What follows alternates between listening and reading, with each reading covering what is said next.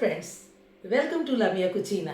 आज हम बनाएंगे सर्दियों में बनने वाला गाजर, गोभी और शलजम का अचार। एक व्यूअर्स ने मुझे रिक्वेस्ट की थी कि मैडम आप इसको ज़रूर बनाइए, तो आज मुझे मौका मिला, मैं बना रही हूँ।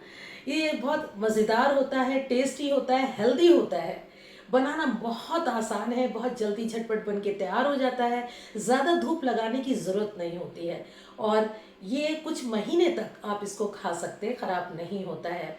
इसलिए आप बनाएं और कमेंट्स करके मुझे बताएं कि आपको ये वीडियो कैसी लगे। सब्सक्राइब कीजिए, लाइक और शेयर कीजिए और बेल आइकन प्रेस करना कभी ना भूलें, तभी तो न्यू वीडियोस आप तक पहुंचेंगी। तो चलिए शुरू करते हैं। गाजर, गोभी और शलजम का खट्टा मीठा चटपटा अचार।